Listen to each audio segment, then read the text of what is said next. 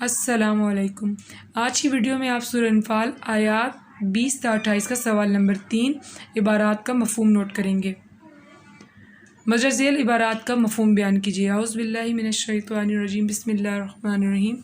وَلَا تَكُونُوا كَالَّذِينَ قَالُوا سَمِعْنَا وَهُمْ لَا يَسْمَعُونَ۔ ترجمہ، اور ان لوگوں جیسے نہ ہونا جو کہتے ہیں کہ ہم نے خدا کا حکم سن لیا مگر حقیقت میں نہیں سنتے۔ تشریح، اس آیت میں اللہ تعالی نے مسلمانوں کو یہ تاکید فرمائی ہے کہ ان لوگوں جیسے نہ بنے جو کہتے ہیں کہ ہم نے اللہ کا حکم سن لیا مگر حقیقت میں نہیں سنتے۔ بات سننے کے 3 درجات ہیں۔ ایسے سننا جیسے کچھ سنا ہی نہیں، مطلب یہ کہ کوئی توجہ نہ دینا، اور دوسرا درجہ یہ ہے کہ سنا تو بہت توجہ سے مگر سنی انسنی کر دینا، اور تیسرا درجہ یہ ہے کہ کسی بات کو غور سے سننا اور اس پر عمل کرنا۔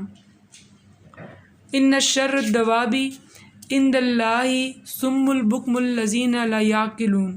ترجمہ، کچھ شک نہیں کہ خدا کے نزدیک تمام جانداروں سے بدتر بہرے گونگے ہیں جو کچھ نہیں سمجھتے۔ تشریح، اس آیت میں اللہ تعالی نے کفار کو بدترین جانور قرار دیا ہے۔ جانوروں کو سب سے کم ترین درجہ حاصل ہے۔ اللہ نے انسان کو قوت گویائی اور عقل و شعور سے نوازا ہے، مگر کفار کو اللہ نے بدترین جانور قرار دیا کیونکہ رسول اللہ صلی اللہ علیہ وسلم ان کے پاس ہدایت لے کر گئے، لیکن انہوں نے اس کے باوجود گونگے بہرے بن کر نظر انداز کر دیا، اس لیے اللہ تعالیٰ نے کفار کو بدترین جانور قرار دیا ہے۔ وَاعْلَمُوا أَنَّ اللَّهَ يَحُولُ بَيْنَ الْمَرْءِ وَقَلْبِهِ۔ ترجمہ، اور جان رکھو کہ خدا آدمی اور اس کے دل کے درمیان حائل ہو جاتا ہے۔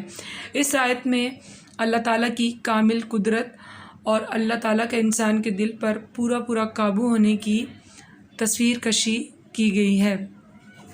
اگر اللہ تعالیٰ انسان کو کفر و مصیبت گناہ سے نجات دلانا چاہتا ہے تو گناہ اور انسان کے درمیان حائل ہو جاتا ہے۔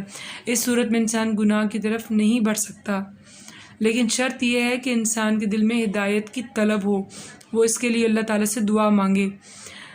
حضرت انس رضی اللہ تعالیٰ عنہ بن مالک سے روایت ہے کہ رسول اللہ صلی اللہ علیہ وسلم یہ دعا کثرت سے کیا کرتے تھے: اے دلوں کو پلٹنے والے، میرے دل کو اپنی اطاعت پر جمائے رکھنا۔ یعنی کہ اس حدیث سے یہ بات ثابت ہوئی کہ ہدایت کی طلب ہونی چاہیے، اور اس بات کا بھی یقین ہونا چاہیے کہ آپ جو بھی عمل کرتے ہیں، چاہے وہ ظاہر ہو چاہے وہ پوشیدہ ہو، اللہ تعالیٰ دلوں کے حال تک سے واقف ہے، اور جس دل میں نیکی کی طلب ہوتی ہے اللہ تعالیٰ اسے ہدایت کی راہ پر ڈال دیتا ہے۔ وَاتَّقُوا فِتْنَةً لَا تُصِيبَنَّ الَّذِينَ ظَلَمُوا مِنْكُمْ خَاصَّةً۔ ترجمہ، اور اس فتنے سے ڈرو جو خصوصیت کے ساتھ انہی لوگوں پر واقع نہ ہوگا جو تم میں گناہ گار ہیں۔ فتنہ سے مراد یہاں مصیبت گناہ ہے۔ اس آیت میں بتایا گیا ہے کہ عذاب صرف ان لوگوں پر نہ آئے گا جو گناہ گار ہوں گے، بلکہ ان سب پر آئے گا جنہوں نے جانتے بوجھتے اس سے نہیں روکا۔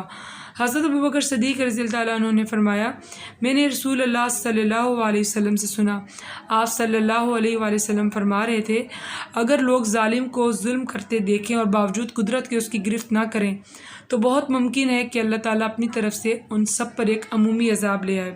اس بات سے صاف واضح ہے کہ صرف گناہ گار کا ہی عذاب کا مستحق نہیں، اور یہ ایمان کی کمزوری کی نشانی ہے۔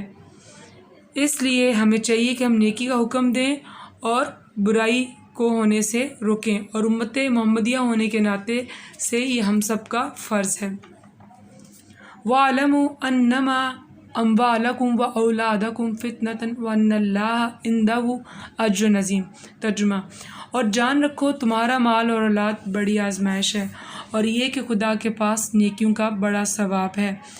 مال و دولت سے انسان زندگی کی تمام آسائشیں حاصل کر سکتا ہے، اس لیے مال سے محبت ایک فطری عمل ہے۔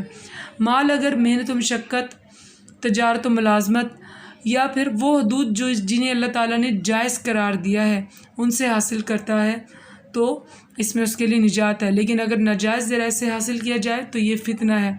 اسی طرح اولاد کی محبت انسان کی فطرت میں شامل ہے، اور یہ اس قدر شدید ہوتی ہے کہ اولاد کے لیے والدین بڑی قربانیاں دے دیتے ہیں، لیکن اگر ناجائز طریقے سے اولاد کی ضروریات پوری کی جائیں اور ان کی تعلیم و تربیت کا صحیح حق ادا نہ کیا جائے تو اولاد فتنہ ہے۔ اس لیے اس آیت میں اللہ تعالیٰ نے مال اور اولاد کو آزمائش قرار دیا ہے، اور جو اس آزمائش میں پورا اترے گا اس کے لیے اللہ کے ہاں بڑا اجر و ثواب ہے۔